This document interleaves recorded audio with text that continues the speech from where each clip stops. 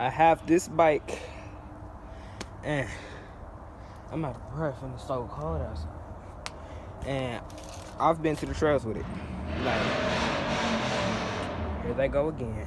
But I've been to the trails with it. I've only rode it like once to the trails.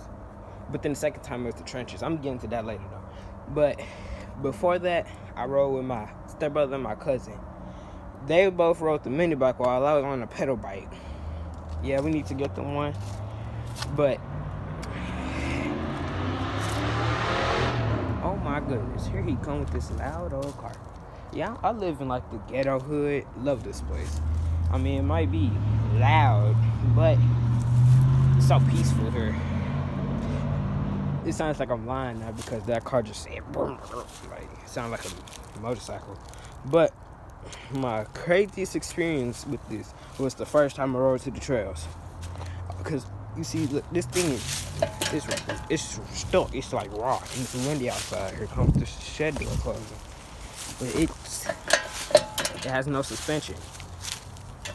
You got depressurized the tires. This is a Coleman 200 CT 200U, whatever. Yeah, whatever that is.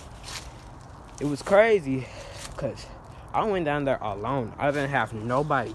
You see, I could just roll back here, but no, I decided time to go to the trails. I went to that trail. Like the first time I went down there, it was like I was riding. I didn't even make it. I made it to like the pit. That was it. I got so paranoid because I turned the bike around. I went around this, and usually the trails like you be around like this. Talking about bumps. Every bump you hit, this tire coming up, then the back tire sends you flying straight forward. Whoa. Okay, there we go. And I have to get a new gas cap because my old one fell off. But every bump you hit, this thing has no suspension. It's so wobbly. You got to depressurize the tires some in order to make this work. I went down to the trails.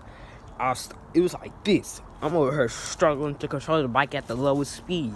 But then all of a sudden, I'm getting mad paranoid because I heard something, and it was a squirrel. I just realized that now. It was a squirrel because I saw something fuzzy in the tree. But then I thought it was like some type of monster, demon. I'm 12. I still got this overactive imagination. I thought it was some type of SCP or something. So I turned the bike around. At first I was going like that. I turned that bike around. I'm hitting pure burners on it. I'm hitting every bump. You might think this backyard is bumpy. I'm hitting every bump. I'm over like this at this point. I'm shaking like that at this point.